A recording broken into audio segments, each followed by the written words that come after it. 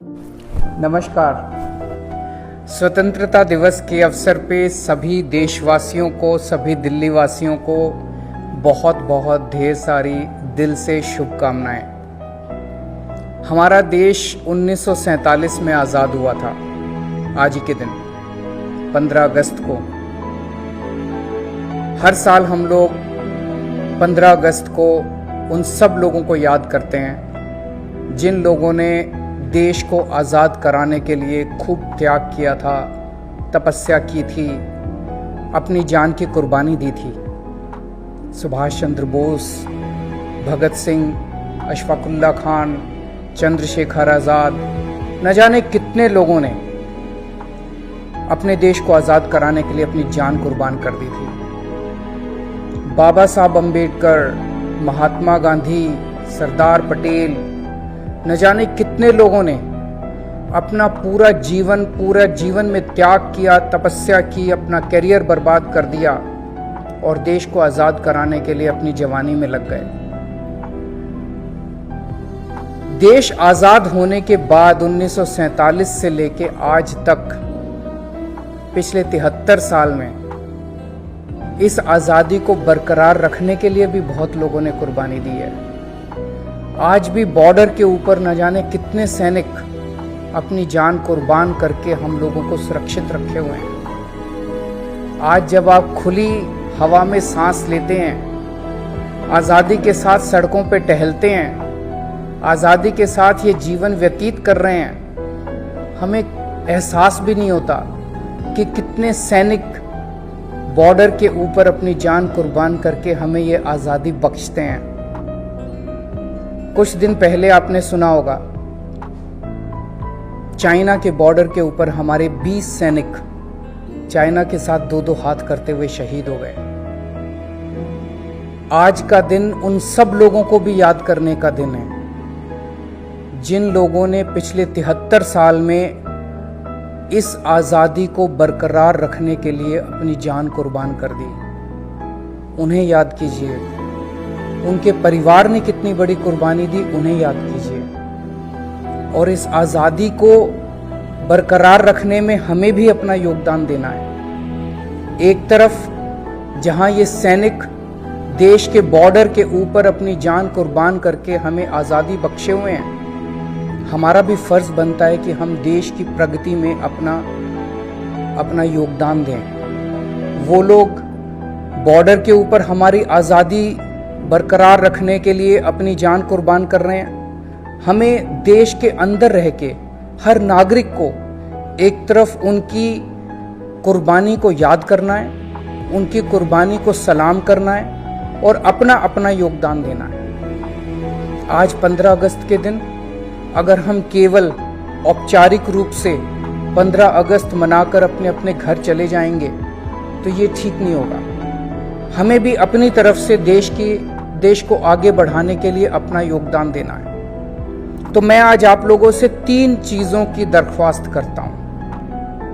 पहली चीज, आज हम प्रण ले सकते हैं कि हम अपने जीवन में कभी कोई भ्रष्टाचार नहीं करेंगे, ना रिश्वत देंगे, ना रिश्वत लेंगे।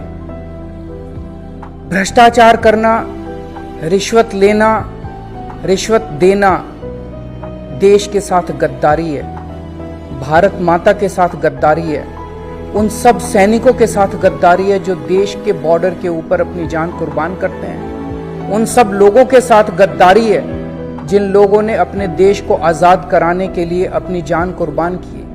भगत सिंह के साथ गद्दारी है, चंद्रशेखर आज़ाद के साथ गद्दारी है, सुभाष चंद्र बोस के साथ गद्दारी है। तो एक तो हमें यह प्रण लेना चाहिए कि हम ना रिश्वत देंगे और ना रिश्वत लेंगे। दूसरा, प्रदूषण। हमें यह प्रण लेना चाहिए कि हम ऐसा कोई काम नहीं करेंगे जिससे जल या वायु का प्रदूषण होगा। अगर आज हम अपनी धरती को प्रदूषित करते हैं, अगर आज हम अपने जल को प्रदूषित करते हैं, हम अपनी वायु को प्रदूषित करते हैं, न केवल हम अपने देशवासियों की जान के साथ खेल रहे हैं, बल्कि आने वाले जनरेशंस, आने वाली पीढ़ियों की भी जान को हम दांव पे लगा रहे हैं। तो दूसरा, हमें ऐसा कोई काम नहीं करना जिससे हम जल, वायु या पृथ्वी को प्रदूषित करें। और तीसरा काम हम कर सकते हैं कि अपने देश को साफ सुथरा रखना है, गंदगी नहीं फैलानी। मैं कई बार ये सोचता हूं कि जब हम सड़क पे निकलते हैं 2 मिनट नहीं सोचते, कुछ खाया और सड़क के ऊपर कुछ भी फेंक दिया। ये सड़क भी तो अपनी है। जितनी पब्लिक प्लेसेस हैं, पब्लिक प्लेसेस के ऊपर अपने घर में नहीं फेंकेंगे, अपने ड्राइंग रूम में नहीं फेंकेंगे, लेकिन सड़क पे निकल के तुरंत कुछ ना कुछ फेंक देंगे। तो हमें अपने देश को साफ सुथरा रखना है। ये 3 चीजें हमें याद करनी है। 3 चीजों का आज 15 अगस्त को हमें प्रण लेना है। तभी हम ये सोच सकते हैं कि हम उन लोगों के कुर्बानी को सच्चे तरीके से याद कर रहे हैं, जिन लोगों ने हमें आज़ादी दिलाई और जिन लोगों ने हमें आज देश को आज़ाद रखने में अपनी कुर्बानी कर रहे हैं। एक बात और आपके साथ मैं आज स्वतंत्रता दिवस के ऊपर करना चाहता हूं। पूरा देश और पूरी दुनिया इस टाइम महामारी से जूझ रही है।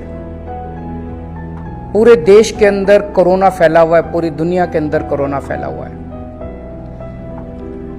ऐसे समय कहते हैं कि मानव जाति के इतिहास में इतनी बड़ी महामारी कभी नहीं आई, इतनी बड़ी विपदा मानव जाति के इतिहास में कभी नहीं आई। 1918 में स्पेनिश फ्लू आया था, वो भी काफी बड़ा था, लेकिन बताते हैं कि कोरोना की ये महामारी उससे भी कहीं ज्यादा बड़ी है। सब लोग जूझ रहे हैं इससे, कई लोगों की मौत हो चुकी है। ऐसे में मुझे दिल्ली के लोगों के ऊपर गर्व है। ऐसे में मुझे मेरे दिल्ली वासियों के ऊपर गर्व है कि दिल्ली के लोगों ने अपनी सूझबूझ से, अनुशासन से, मेहनत से, हम सब दिल्ली वासियों ने मिलके कोरोना पे कुछ कंट्रोल कर लिया। मैं ये नहीं कहूंगा पूरी तरह से कंट्रोल हो गया है, क्योंकि ये ऐसी महामारी है जिसका किसी को कुछ नहीं पता कि ये कल क्या रूप धारण कर लेगी। अभी फिलहाल स्थिति कंट्रोल में है दिल्ली के अंदर। आज हम दिल्ली में 100 टेस्ट करते हैं तो 2 महीने पहले 35 लोग बीमार निकलते थे उसमें। आज 100 टेस्ट करते हैं तो 6 लोग बीमार निकलते हैं। आज दिल्ली के अंदर कोरोना से होने वाली मौतों की संख्या में भारी कमी आई है। 2 महीने पहले जहां रोज 100 से ज्यादा मौत हो रही थी, आज दिल्ली के अंदर 20 से भी कम मौत हो रही है। इसको भी कम करना है, इसको 0 लाना है। एक भी मौत नहीं होनी चाहिए कोरोना की वजह से। उस दिशा में भी सब लोग लगे हुए हैं, लेकिन काफी कमी आई है। आज दिल्ली में 90% से ज्यादा लोग जो कोरोना से संक्रमित हुए थे वो ठीक होकर घर जा चुके हैं। केवल 7% लोग बीमार बचे हैं, उनका भी इलाज चल रहा है। भगवान करेगा वो भी जल्दी स्वस्थ होंगे। तो दिल्ली में हम सब लोगों ने मिलके, दिल्ली के 2 करोड़ लोगों ने मिलके कई स्टेप्स उठाए। सबसे अहम स्टेप था कि हम लोगों ने टेस्टिंग खूब कर दी। गली गली के अंदर हमने टेस्टिंग की सुविधा दे दी कि जिसको टेस्ट कराना है वो टेस्ट करा सकता है। और टेस्ट कराने के बाद अगर कोई बीमार था, अगर उसको थोड़े से लक्षण थे, माइल्ड लक्षण थे, एसिम्प्टोमेटिक था, उसका घर पे इलाज किया, उसको ऑक्सीमीटर घर पे पहुंचा दिया, उसका घर पे इलाज किया। और अगर उसमें सीवियर लक्षण थे, ज्यादा बीमार था, ज्यादा तकलीफ थी, उसके लिए अस्पताल में बेड्स का इंतजाम कर दिया, खूब बेड्स का इंतजाम कर दिया। आज हमारे सारे बेड खाली पड़े हुए हैं। तो ये 3-4 कदम बड़े बड़े हम लोगों ने दिल्ली में उठाए, जिसकी वजह से आज स्थिति नियंत्रण में नजर आती है। देश भर में इस टाइम कोरोना विकराल रूप धारण कर चुका है। 60,000 से ज्यादा केस डेली आ रहे हैं, 1,000 से ज्यादा मौतें डेली हो रही है। मुझे बेहद चिंता होती है सोच के। इसे भी हम सब लोगों को मिलके, एक साथ मिलके, इकट्ठे होके एक देश की तरह कोरोना के संकट का सामना करना है। सभी सरकारें अच्छा काम कर रही हैं, सभी राज्य सरकारें अच्छा काम कर रही हैं, केंद्र सरकार बहुत अच्छा काम कर रही है। चूंकि दिल्ली के अंदर हम सब ने मिलके इस पे काबू पाया, मुझे लगता है कि अगर 2-3 कदम और उठाए जाएं, जो काम चल रहे हैं वो अच्छे काम चल रहे हैं, 2-3 कदम और उठाए जाएं, मुझे डर है कि अगर ये गांव-गांव में फैल गया तो देश के अंदर बड़ा विकराल रूप धारण कर सकता है। एक तो हर गांव के अंदर ऑक्सीमीटर, 2-3 ऑक्सीमीटर अगर पहुंचा दिए जाएं, हर गांव के अंदर 3-4 ऑक्सीजन के सिलेंडर पहुंचा दिए जाएं, तो अगर हर गांव के अंदर कोई भी, और हर गांव के अंदर टेस्टिंग की सुविधा कर दी जाए, तो हर गांव में कोई भी बीमार होता है, अगर उसके कम लक्षण है तो घर में ही उसका इलाज हो जाएगा। सांस में दिक्कत है तो उसको वहीं पंचायत घर में ऑक्सीजन सिलेंडर के ऊपर ऑक्सीजन की सुविधा दे दी जाए, और ज्यादा बीमार होता है तो उसे डिस्ट्रिक्ट में हॉस्पिटल में ले जाया जाए। ऐसा करने से हर गांव के अंदर कोरोना को नियंत्रण करने के लिए गांव में सुविधा तैयार हो जाएगी और अस्पतालों के अंदर ऊपर प्रेशर कम पड़ेगा। मुझे लगता है ये 3-4 चीजें करने से काफी कोरोना को मैनेज करने में मदद मिलेगी।